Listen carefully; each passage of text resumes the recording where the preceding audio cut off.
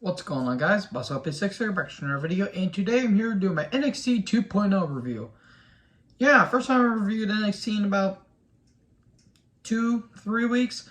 Yeah, you can tell that this product really hasn't grabbed my interest, and plus I've been busy as hell lately. But what do you guys think about the show? This show overall had some ups, but it had its downs.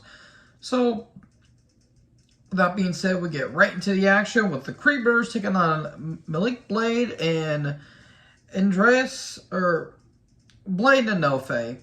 NXT Tag Title match. Okay, kind of a bit random, but the Diamond Mine were observing backstage, and the match was fine for what it was. Blade and Nofe are making good for TV time. They are making the most out of it. They're not bad athletes, but this did get a little clunky in some spots. It kind of looked a little bit awkward in some places. But in the end, the Creeds win, and there you go. Indy Cora and Roxanne are backstage. They're talking about how they're going to take on Toxic Attraction. So Tiffany Stratton comes out, and Wendy Chu is bouncing on an exercise ball in the background. More on Wendy Chu here in a little bit. Cruz is in Apollo Crews, by the way. Yeah, he returned to NXT next week. Not really complaining considering he hasn't been in that developmental in 7 years? Yeah, about 7 years. Good for Apollo, though. Anyways, he's in a restaurant. He's writing down a notebook how much NXT meant to him. And some guy was arguing with a waitress, and he's envisioning just beating the guy up. And he actually beats the guy up. Okay, bit odd. Fallon Henley, aka the former Tesha Price, yes please, versus Tiffany Stratton. This was a match that certainly happened. And oh boy, look who decided to join the fun, but Wendy fucking Chu. This is stupid. And not stupid in a good stupid. This is stupid for the sake of stupid. Why the hell is this a gimmick?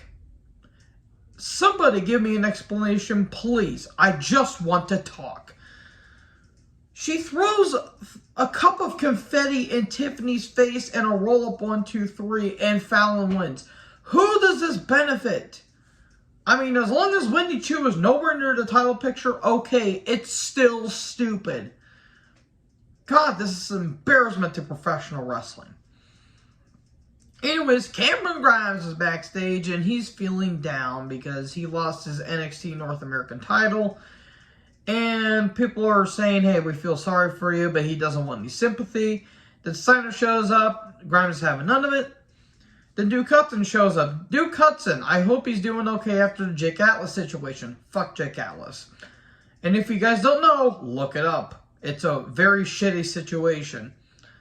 So anyways, Hudson says, well, I got a win over you the last time we fought each other. How about we have a match tonight? More on that here in a little bit. Life's Legend video package talking about Kaylee Ray, or I'm sorry, Elba Fire. I'm calling her Kaylee Ray because, now, while not a terrible name, it's still stupid. And, okay, they're having a match next week. Zion Quinn took on Wesley. Well, that match certainly happened. We got a pretty decisive win over Zion. Okay, I'm glad Lee is getting featured somewhat, but I don't know who this is for. Nothing against the talent involved. Zion Quinn has a look. It's just, I don't know what they're doing with him. Oh, boy. So, Nathan Frazier video package talking about what drives him to be a professional wrestler. Okay, the dude can work. It's just the way, like, he goes way too fast. And I feel like he's going to crash and burn hard. Oh, great. Joe Wayne Gacy is here. Or Joe Gacy. I said Joe Wayne Gacy because he reminds me of Joe Wayne, Joe Wayne Gacy. You know, the guy that had the killer clown as a personality disorder? I guess you could say that. Or his alter ego. Anyways, the Diad, or whatever the fuck this is stupid. They took on Dante Chen and Oh boy, I'm gonna screw up this name.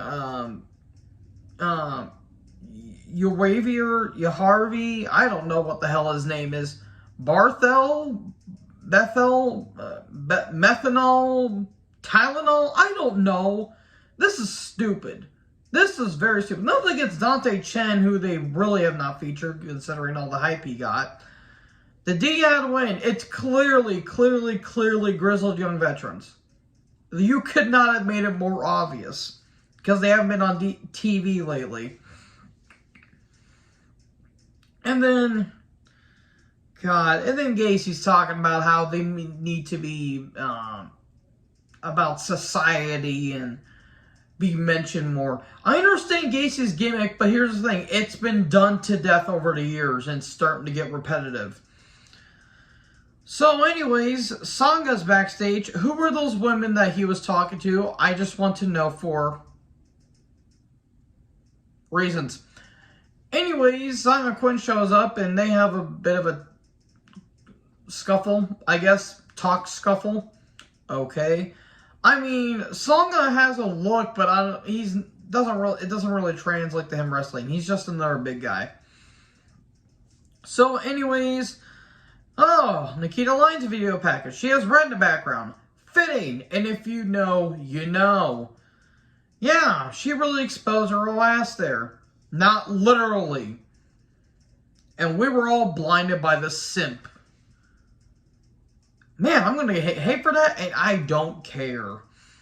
Legado del Fantasma, Tony D'Angelo, Stacks, and 2 Dimes show up. This was obviously pre-taped because Troy Donovan, a.k.a. 2 Dimes, got released due to a wellness policy that he suffered. And unfortunately, Tony D'Angelo is out with a pretty... It sounds major, but I hope it's nothing serious. He did suffer an injury at one of the live events. He suffered some kind of an arm injury. I hope Tony's okay, and it kind of sucks for Troy Donovan because he looked like he could have been something, but he was stuck with a dumb gimmick. So anyways, they get watches. Who was this for is what I asked. They got a promotion. Hazel Williams shows up. Okay, Tony wants a title match next week. Okay, match granted. Toxic Attraction backstage, talking about 6-1 tag that's happening later. JC Jane, hot damn. Then Duke Hudson took on Rex Steiner in an NXT title match. It literally went about a minute. Yeah, that was kind of disappointing, but Steiner gets attacked before the bell rang, but a vicious spear, and there you go. Military press slam, 1, 2, 3, and there you go, Steiner wins. That was a bit disappointing. I felt like the match could have went on a little bit more, because Duke Hudson is pretty good for what he is. And then Cameron Grimes comes down, and he's talking about how he's climbed his way up to the top, and somehow he still gets knocked down. He wants a title match. He wants it at the Great American Bash. Okay. That'll be a pretty fun match, hopefully. Then Tatum Paxley, good gracious, she looked great tonight. And Ivy Nile show up. They're backstage, and they have a little bit of a talk. And then Roderick Strong and is it Damon Kemp? Matt Damon Kemp. That's what he's called now. They show up and they say, "What? You're talking to her? Really? Don't let Roderick Strong talk, please. I love that. He's a hell of a talent. I really do love Roddy, but he cannot talk to save his life. I feel so bad for saying that." So, Mr.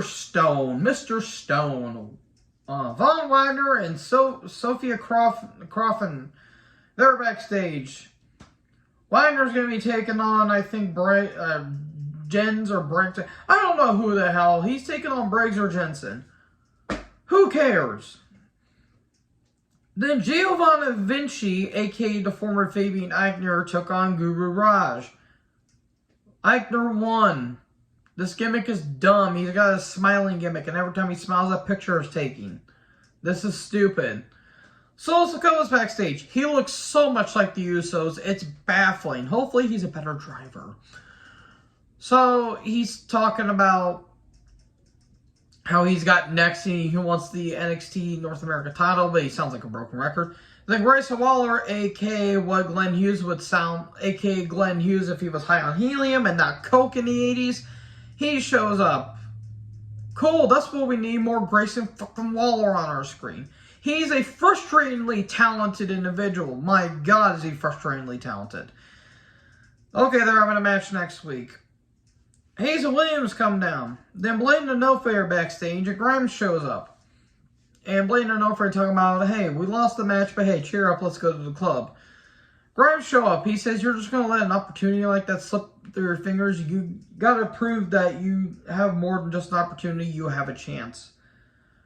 Okay, I understand what they're trying to do here, but I don't feel like it's going to work. Then Hayes and Williams took on Stacks and Two Dimes. Crossbody on Stacks and 1, 2, 3. Hayes hits his leg drop from the top. That's an impressive move, but I feel like Hayes needs to come up with a better finisher because he is going to be hurting like a bitch by the time he's 30. So yeah, Hayes and Williams win.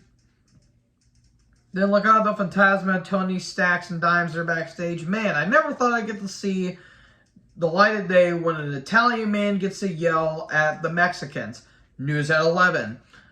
He's talking about how they cost them the match. Okay.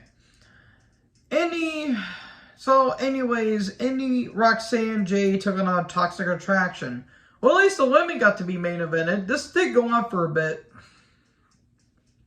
And in the end, Perez, Jade, and Indy win. Cool. I think it's going to set up title matches at the Great American Bash, hopefully. But that was NXT for you. Not really a whole lot to say, and I clearly did not miss out on a lot. So anyways, folks, that is my review of NXT 2.0. Hope you guys enjoyed this video. Make sure to like, comment, subscribe. Join the herd. I'll talk to you in the next video. Peace out.